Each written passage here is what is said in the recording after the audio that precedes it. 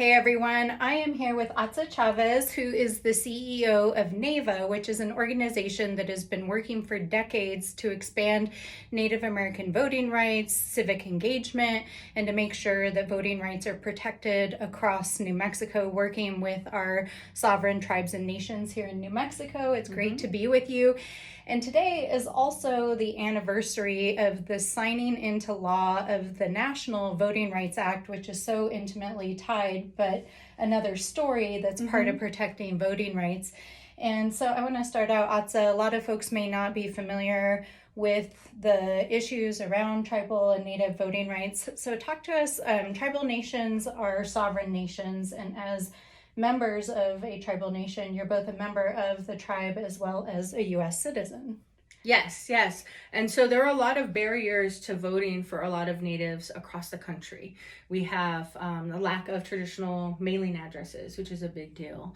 We have some places where a birth certificate isn't easy to obtain. So getting a state ID that has all of the stuff for the real ID are really a challenge. So we've been working since the 90s to make sure that we are educating our communities, our tribal communities, our urban communities, so that everybody is a part of the franchise.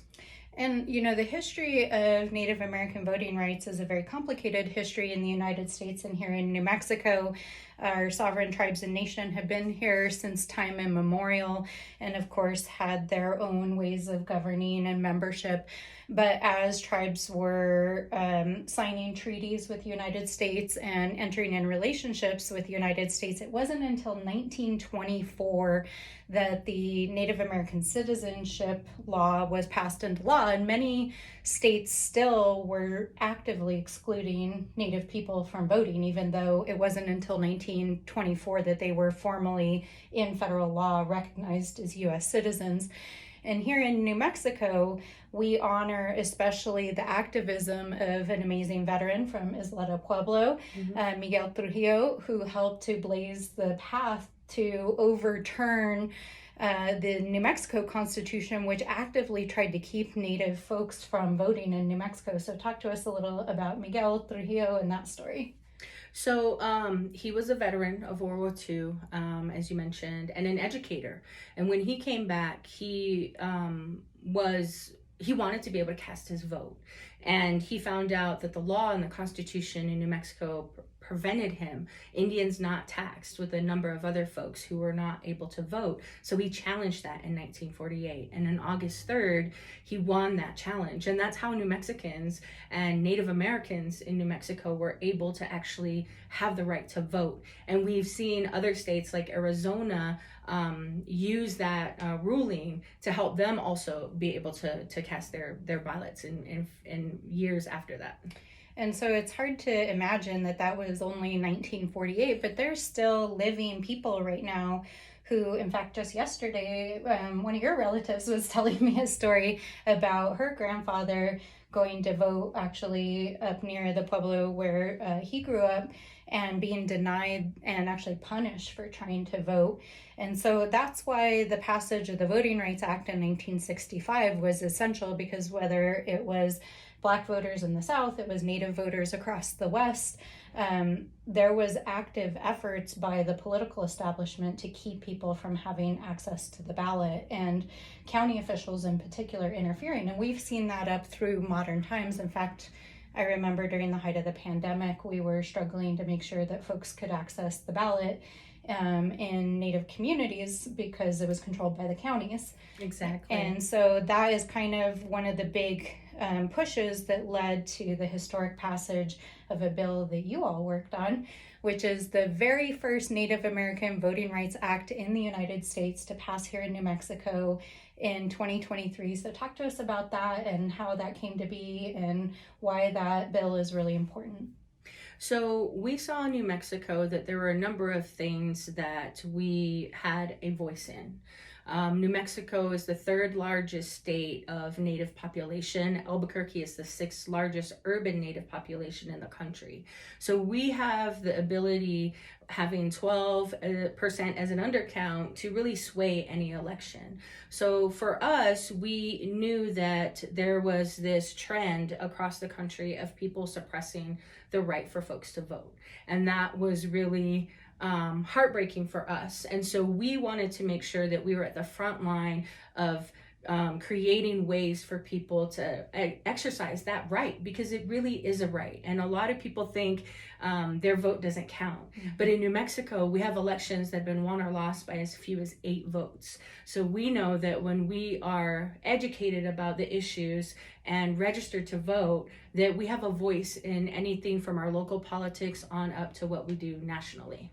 And that voting package that passed in 2023 is really a historic voting rights package, not just because of the Native American voting rights provisions in it, but also because it made sure to protect the enfranchisement of everyone by making it possible to have same-day voter registration all over the state, enforcement mechanisms to make sure that counties and local officials were working with tribes to have polling stations in tribal communities, things like that, and that the state was really overseeing that. And so I think New Mexico's really at the forefront of leading around protecting voting rights, and it's partly because of people like you. Because yes, and people like my predecessor, the Wiyaki family. You know, since the 1990s, we realized that there was all of these different ways that we were not able to access the vote.